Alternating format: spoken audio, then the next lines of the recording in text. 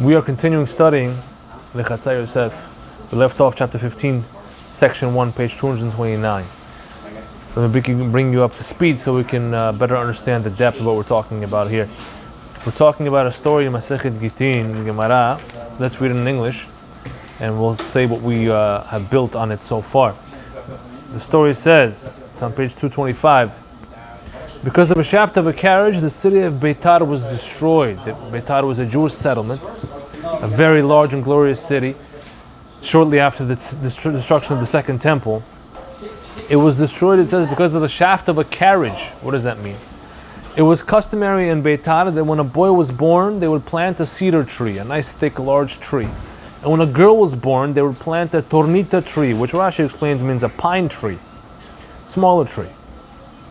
And then, when a couple would get married from that city, when they want to marry each other, they would cut down these trees, the corresponding trees for the girl, whatever the tree that the girl had when she was born, and tree for the boy when he was born. It grew up along with them, and they would take the wood from those trees, and they would make a chuppah, a wedding canopy, and they would get married under those branches. One day, the Caesar's daughter was passing by there, by the city, right? Caesar, of course, is the king of Rome. His daughter was passing by there with her attendants, and the shaft of her carriage, in which she was riding, broke off. It was made of wood, presumably. Her attendants then, what did? They chopped down a nearby cedar tree and brought a piece of it to replace that broken shaft. The Jews of Betar, when they heard and found out about this, they came and fell upon them amongst the Romans and beat them. The Romans came and said to the Caesar, the Jews have rebelled against you, and then the Caesar started war. Came against them in war. That's what the first part of the story says. This section 1. We're going to go. The story continues as we'll see in section 2 and onwards. But right now, we want to focus on this part of the story. We went through questions. We went through a lot of commentaries. I believe this is lecture number 3 on this particular section of our book, of this story. And what we started saying, it's very important that you see the second video, because over there we started saying a lot of important concepts. And what we're building up on is the concept that we call in the deeper wisdom, Chadar. It's an acronym, Chet Daled Resh, which means Chesed Din Rachamim. Quick breakdown again. HaKadosh Baruch Hu, God created the world with 10 elements, 10 lights, 10 attributes, 10 ways to manage the world. It's hard to translate exactly what they are in English, but God set forth these 10 lights from His ultimate infinite oneness. Those 10 lights first sprouted out, so to speak, or propagated out of Him. And then from there, those 10 lights break down and reflect and flip and continue, propagate into the world that we live in and all existence altogether.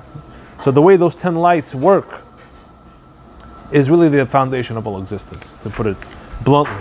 And they all have different names. There's a difference, they're structured in a certain way. They have different energies, powers. They interact with each other in certain ways, and all of that manifests to some sort of reality that we experience. And not only that, we have the power to use them, and whatever we do down here, they correspond and mirror us down here, up there. And again, I digress. But the 3 of those lights, okay, there's 10 of them from top to bottom, 1 to 10.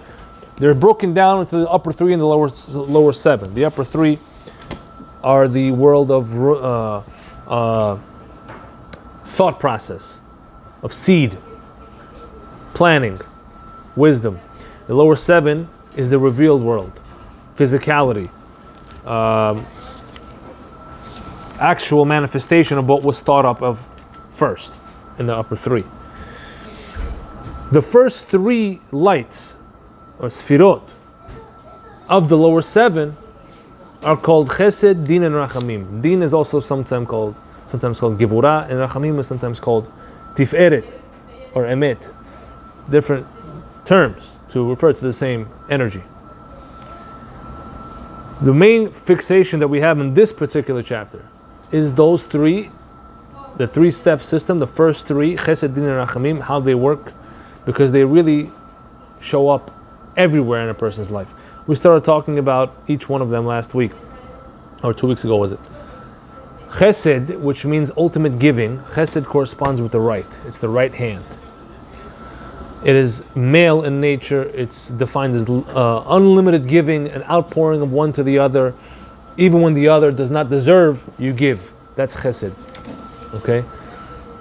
The second sfira is the left hand, left hand, which is called din. Din means a judgment. It means limitation. It means pulling back from giving, restraining yourself from giving, or taking back what was already given, limiting what was given. That's why din, judgment, means exacting according to the letter of the law. When a person does a certain crime, they get punished exactly according to what they deserve. What is it called when you get punished more than what you deserve? Cruelty. When you get punished more than what you deserve is cruelty. Exactly what you deserve is din, judgment. That's the second step. It's also, related to the idea of givura. Givura means heroism. It means to conquer. But what's the ultimate hero, right? The Pirkei Avot famously says, Ezu Gibor. Who's considered the master of givura, of gibor, of this din, of this particular, on a deep level, it's talking about this Kabbalistic sfira. Who is considered the master of it? Hakovesh et yitzro, one who conquers his yetzer, which means one who conquers himself. One who perfects himself. That is the ultimate application of this sfira, of givura, which means self-control, holding back from impulses, not doing what you're not supposed to do, and doing what you're supposed to do. All those things. Yes. Who do we associate with Yitzchak, because he was the opposite of Chesed. He was the opposite. Abraham was Chesed. Yitzchak was Din, and the third one we're going to talk about in a second is Yaakov. Yitzchak, he was very much according to the law, Din. Right, when he had to go get sacrificed with Abraham, his father, they had a conversation. The Torah records the conversation. Abraham told Yitzchak says, "Abba, you brought the machete, you brought the fire, but where's the sacrifice? Where's the lamb?" So Abraham says, God's going to show the sacrifice, Bini, my son. So where do you put the comma? If you just put the comma like the pshat is, it's like a guy saying to his son at the end of every sentence, my son, just out of endearment. But if you take the comma out, it's God's going to show that the sacrifice is my son, which means you are the sacrifice, Yitzchak. Right? That's the deeper meaning. And Yitzchak, of course, understands, and he goes straight. He doesn't run away. He says, this is what God wants, let's do it. Walks right into it. Right? He even tells his father once they get up there, the Midrash brings down, he tells Abraham, make sure you tie me up well. Tie up my arms and legs so that I don't move, when you do the shechting, because if the animal moves, when you do the shechting and you miss a certain anatomical landmark of the two tubes, the esophagus and the trachea, you have to get a majority of both tubes. So if you miss that, if the animal moves, you could end up having a non-kosher shechting, making the animal nevela not valid anymore. So he told them, tie me up well, I'll stretch my neck out so you get it right. So only a person whose entity is din can do such a thing. And there's many other examples if you really analyze the Torah. On himself, yes, on himself. So every attribute has a front and a back. That's the depth of it. I don't think I ever wrote that anywhere here in this book, actually, regrettingly. But the good thing you're watching, so I'll tell you the secrets now. Every sfira, every one of these midot, we call them attributes, that we have to serve perfect in our lives, there's a front to it and a back to it. Panim ve'achor, front and back. What does that mean conceptually? The front part is the part that's good, the positive part about it. The back, right? The back is always associated with negativity, with waste, with excrement. It comes out of your back, the back part of you. The back is associated with non-recognizability. You see someone from the back, you don't even know who that is, really. Not always. And if he looks like someone else, you could confuse him. So the back is the impure part. So every attribute has a positive and negative side to it. Gevurah, din, people default to think automatically the whole thing is bad. That's God forbid. It's one of God's ways that He manages the world. It's one of God's midot. Nothing about God is bad. God is perfect in all His ways, right? All right. God is perfect in all His ways. I don't want to digress right now, but remind me to come back to that later on about God's perfection. But the point is the front and back. So there's a positive and negative side to it. So the negative side of deen is what people usually think associate with deen, which is violence, strictness, not budging, not being flexible. That's the negative side, so to speak. But the positive side is the side of using limitations for growth. Limiting yourself, meaning self-control, heroism. Going back to that, a real hero is someone who can control himself, who can overcome his own downcomings, shortcomings, his own desires. That's a real hero, right? So everybody can be a superhero in that regard. That might be a good title for the video. Everyone can be a superhero. Okay. Anyway, going forward over here. So that applies to every attribute, even chesed. Chesed is automatically associated with ultimate giving. Why not? Give. What's wrong with giving? We all want to be givers like God, right? Yes, but there's a front and a back. The back part, the negative part about giving too much is just that, giving too much. Giving too much to the receiving party to the point where that receiving party is unable to be independent on their own, as they're fully dependent on you. And that, first of all, can cause a growth of ego inside you. Look, I'm needed. People need me. I'm special. Without me, they're nothing. Let me give them more, give them more, and give them more. Right? That's, overbearing. They have a term for an overbearing mother called a helicopter mom. The mom is always around the kids. Oh my goodness, Why? She's giving too much motherhood. Okay, let the kid walk. Let the kid spread his wings a little bit. Let him feel out the world a little bit. You're not going to be here one day. One day he's going to have to walk on his own. Right? So that's the negative part. That's the extreme negative of giving. Giving too much of anything is not good. Isn't Rahman the ultimate balance? Yes, so that's... I was thinking about it myself. I haven't seen clearly... Well, first let me hear what you said. So the third midah that we're talking about here, sfira, is the perfect middle balance between these two extremes of chesed and din. The third one, middle, is called tiferet or rachamim. That was Yaakov Avinu.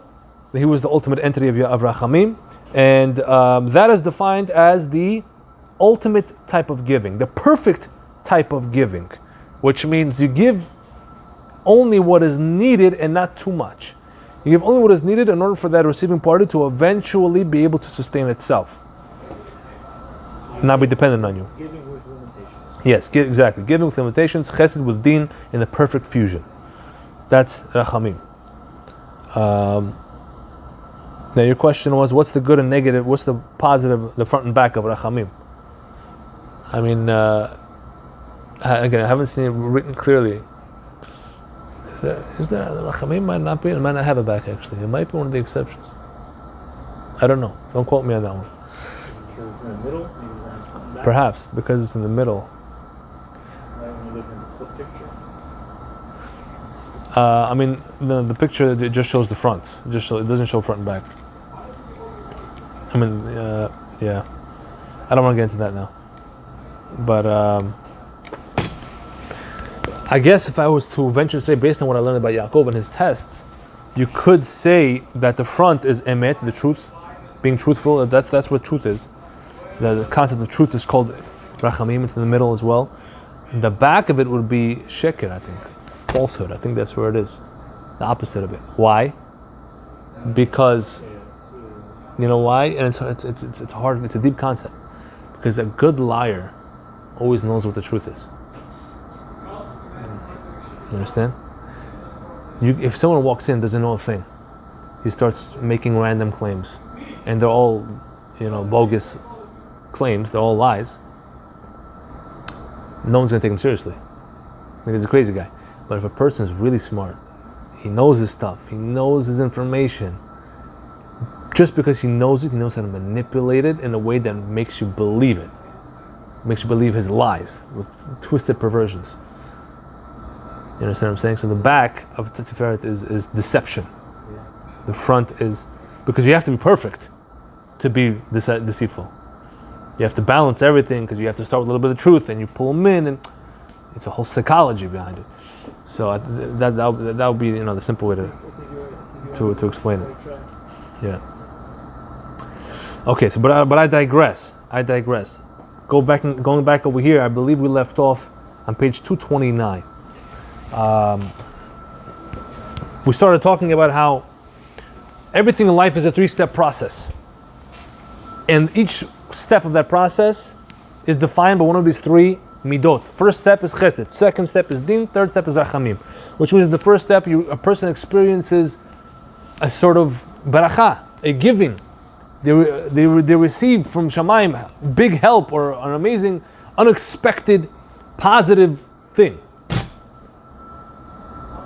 And then that thing is taken away. That's the second phase. Second phase, restriction. It's taken away now, and a person starts feeling how difficult it actually is, goes through struggles. But since he had experience of the first phase, if he's perseverant, he keeps going, and he eventually figures out on his own through the struggles of phase 2 to reach phase 3. And in phase 3, he achieves the goodness on his own. He achieves that blessing that he once experienced for free on his own. That pattern is everywhere in Torah and everywhere in life. We gave a few examples. Everywhere. It's everywhere, 100%. This is the blueprint of creation. It's in the Torah. One example in the Torah, if I had to give it to you. I don't think I wrote it over here. One example in the Torah.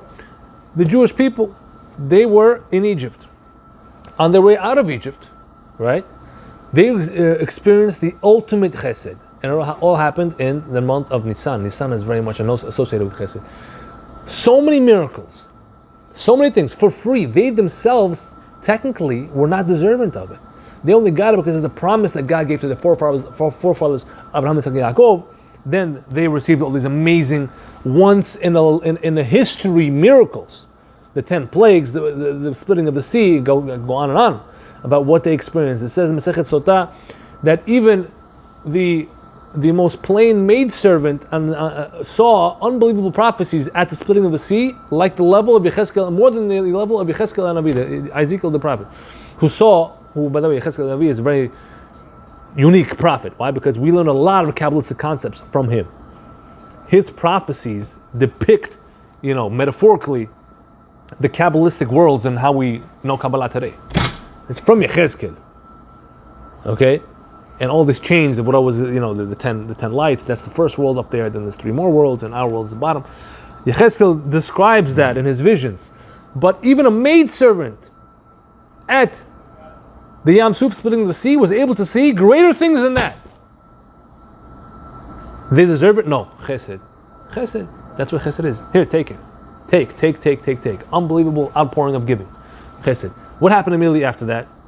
As soon as the Yam Suf was over, it says they went 3 days, they had no water, started complaining. Din, second phase. And that din lasted 40 years because they just got worse and worse and worse. That's what din. When you're really in din, the phase of din, things seem to keep on getting worse. Like it can't get any worse from here.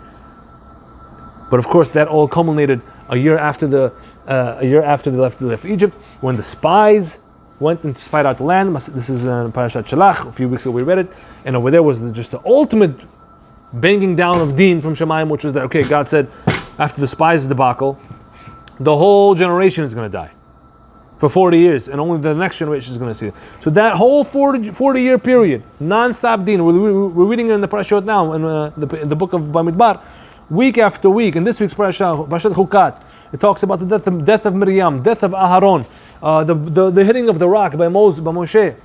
It's all in this week's Parasha. One after the other. Balak is going to be next week. So much din. Unbelievable phase 2. And then finally at the end of Sefer Devarim, with Yehoshua, really into the book of Yehoshua, when it was a 14-year campaign of conquering Eretz Israel. And then after that, there was like a 40-year, I believe, I have to double check again, I should know my Tanakh better, but I believe it was a 40-year grace period after they finally settled the land where there was complete peace. Unbelievable peace in Eretz Israel, holding Torah, no idol worship. That's Tiferet, my friend. That's phase 3. That's Tiferet. That's just one example in the Bible, but this example of this three-step system applies microcosm and macrocosm, big and small scales in all of life. Hopefully we'll give some more examples as we go along. Again, we haven't read one word so far. Because this is such an amazing topic. I love this topic, honestly. And I can talk about it forever, but we have to get some words in. I really wanted to finish this section. I don't know if we're going to. We might need another lecture next week. But okay, if we do that, then next week I'm not going to give this whole introduction. I'm just going to go straight to reading. Anyway, let's read over here. This concept is bundled into 3 words by David, as he writes in Tehillim, Olam Chesed Yibaneh. The world is built on Chesed. Tehillim 89:3. Famous verse, which means Chesed, of course, is the first of the lower 7 Sefirot. I explained that there's top 3 and lower 7. Lower 7 is the revealed physical world. Everything works by 7 in the world. You know, what you can see, what you can hear, it's all based on systems of 7. The week, time is based on 7, right? Shemitah is 7 years. Yovel is 7 Shemitahs. Everything is 7 in the physical world. And that's because of the lower 7 Sefirot, the first of which is Chesed, and everything builds upon Chesed, because it is a chronological order as well. Chesed is sort of the base, where everything else builds on top of that in the physical world. That's what it means, Olam Chesed Yibaneh, the world is built by Chesed. Meaning every isolated event that happens in the world, including ones of harsh deen as well, which is the second phase, is built on the premise of Chesed, since bestowing Chesed was the Creator's ultimate intent in the creation. Also, the Sefirot promulgate from top to bottom in such a way that the preceding Sefirah opens up to the subsequent one below it. Right? So from top to bottom, you have Keter, Chokhmah, Binah, Chesed, Din, Tiferet, etc. So each one opens up to the one below it. You understand? Thus, Chesed opens up to the rest of the 6 below it, and in that way, the world is built by Chesed. Everything always goes back to Chesed. Rachamim is the most desirable version of Chesed, however, since it's the perfect giving. So what I was saying here, wrapping up here, was that even when you experience Deen in your life, which is the second phase, you cannot get to stage 3, phase 3, which is Tiferet, which is the vacation stage, so to speak, the paradise stage, where you finally have the aha moment in your life, or in any micro process. You cannot get to that stage 3 until you experience stage 2. You need to struggle first, otherwise you won't appreciate it, you won't understand the goodness of it at all, until you realize the negative of it. And that is the ultimate, which means what happens is you have Chesed is the first phase, unbelievable ecstasy. Then you have struggle. Then it comes back to Tiferet, which means really the whole thing was a Chesed. The whole thing was a Chesed. The ultimate type of Chesed. Meaning even the second stage, when you zoom out and look at the whole thing, even the second stage was a Chesed. That's the point we're saying here now. If you were stuck in Chesed, it wouldn't be a real Chesed? If you were stuck in Chesed forever, you would be a child. But it wouldn't be a real Chesed, right? Can we say that? It wouldn't be a real Chesed. It would be a freebie. Complete freebie. You did nothing to deserve this. You're a child. What do you do with your kids? Do your kids do anything for you that deserve the amount of money, time, effort, and energy you spend on them? They give you hugs. That's worth everything? I can give you a hug. I'll give you a hug right now. Give me all the money, effort, and spend whatever you do on your kids. Give it to me. Would you? No. I'm not your sire. I'm not your son. For your son, you would. Why? Because the program of parent to child is Chesed. I'm talking about little kids, right? Little kids. But once the kid grows up and it goes into stage 2 phase, what's that time? Teenage. Then they're going to start giving you problems. They're going to start realizing their own problems. They're going through their phase of deen. Up till now was ecstasy, childhood. No responsibilities, just fun all day. And just suck up all the resources. That's what it is. That's what a kid is. Only when they reach the second phase, which is teenage, now things get real. And then they have to struggle. And then maybe when they're 20 or 30 and they've figured things out, if they're lucky that early in their life, they could reach the state of Rachamim. The rest of their life, they're trying to reach stage 3. For some people, it's retirement, stage 3. Okay. So, as we have mentioned, when understood correctly, this can be seen everywhere. Let us bring some simple examples. Okay, Baruch Hashem, I want to give you some examples of this system. Rain is essential for the survival of civilization, but it must be just the right amount of rain. Too much rain is chesed. It will drown the crops. Too little rain is deen. It will cause drought. Just the right amount of, however, is rachamim, which promotes the proper growth. Understand? Too much of anything Too much giving of anything is chesed. It's not good. It could lead to negatives. And too much holding back is also not good. It's what we call the Goldilocks zone. Astronomers, they call Earth, they say that Earth is in a Goldilocks zone. It's in the perfect state for life to have, according to them, develop on its own, right? Because if the Earth was just a little bit further away from the sun, it would be too cold. And if it was a little bit too close to the sun, all the water would evaporate, it would be dry and too hot.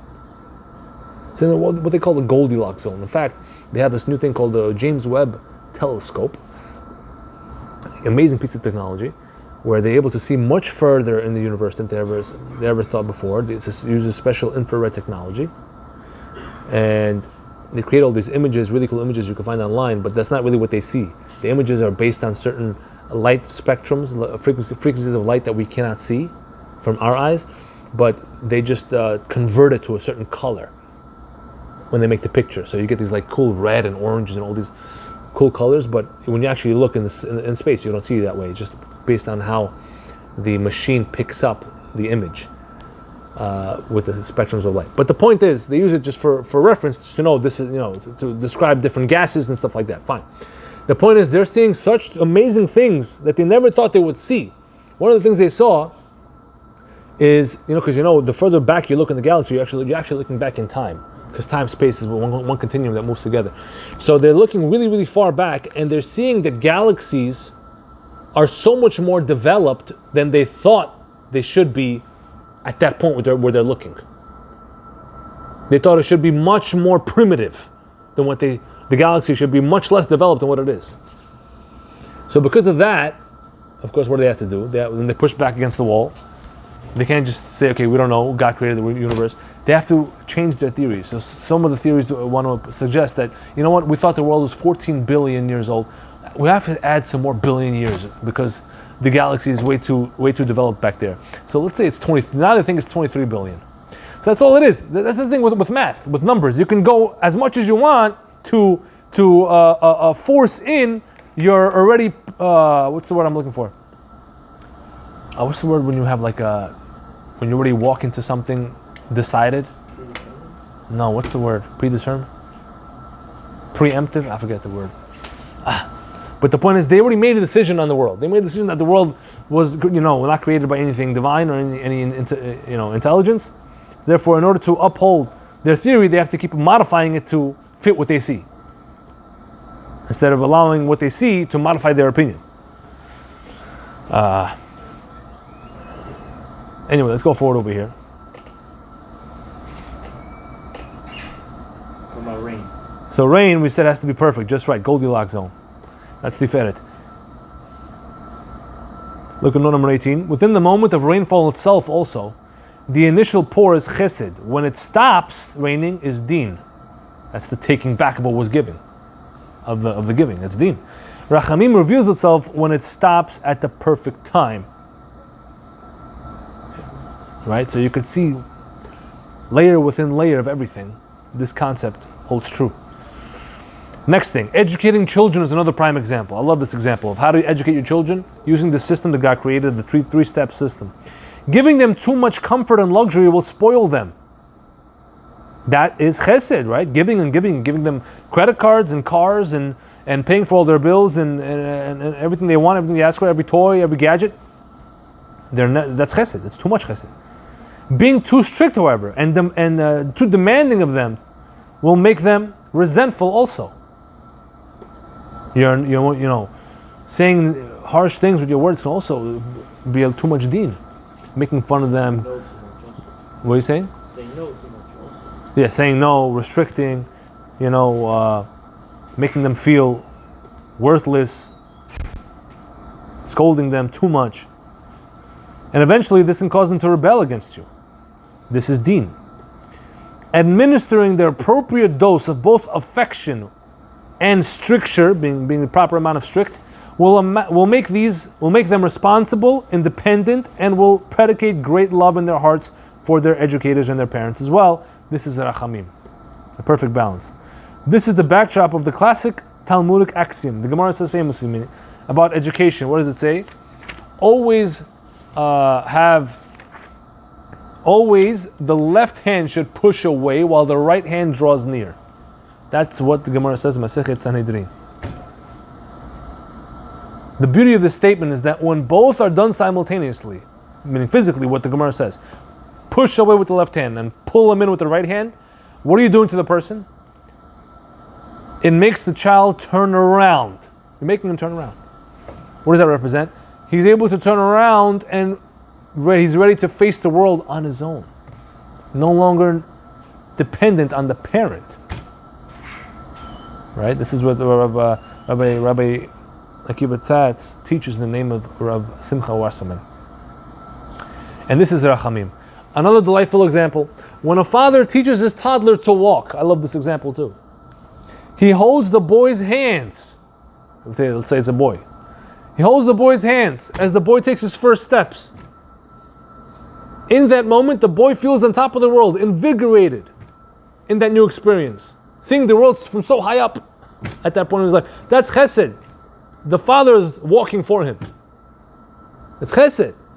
But when the father lets go, lets his hands go, what is that now? Deen. Restricting the giving. What was given is taken away. That's deen. It leaves the boy stranded in an unfamiliar position, leaving him feeling abandoned. That's deen. But the father knows that this is the best thing for the son, because this is the only way the boy will learn to walk on his own eventually. And that's Rachamim. I love that example. After reading the examples, it is advisable for the reader to review this section again from the beginning, as the ideas will start to take better shape in his mind once the examples have set the framework. Again, this chapter deserves to be read once a week, in my opinion. Okay. You want to call it here? Yeah. Okay.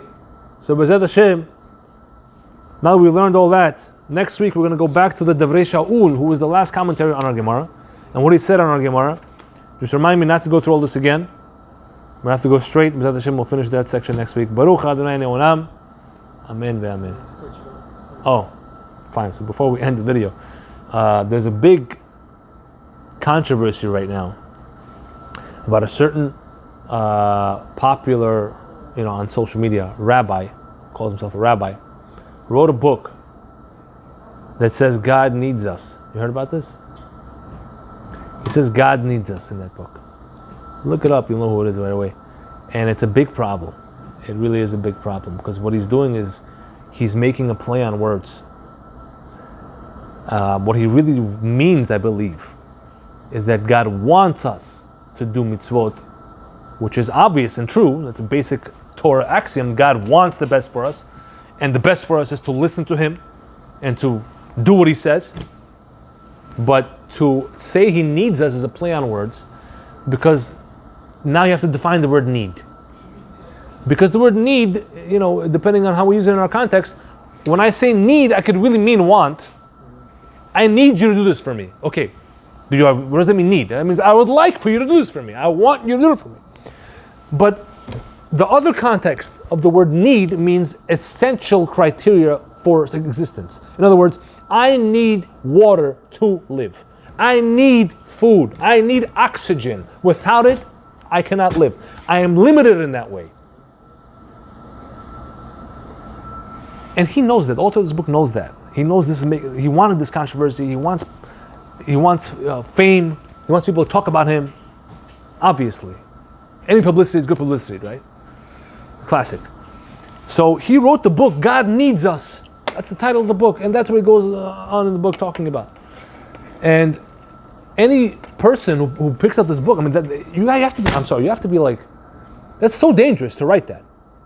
Because a person who can pick that up and say, okay, God needs us, what does that mean? If need means the way that I'm explaining it right now, that need means essential, like I need water, God needs us, you're limiting God in that way.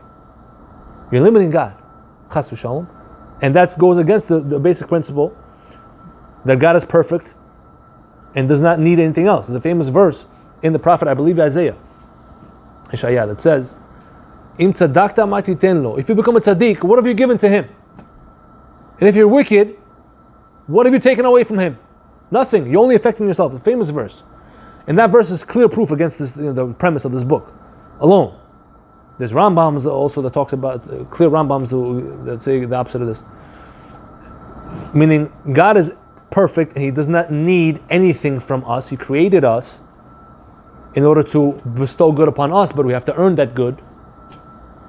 Right? The argument there is, I did not ask to be created. I had no say in the creation, and therefore since God created me, He needs me, just like when you create things, you need Him. The other bogus argument is, oh, what do you say about your children? Would you say that you don't need your children? If God forbid this person lost a child, he wouldn't be distraught? Of course he'd be distraught. But you have to define the word need. Would he die? No, he could continue his life. Many people have lost children. I don't wish it on anybody, God forbid.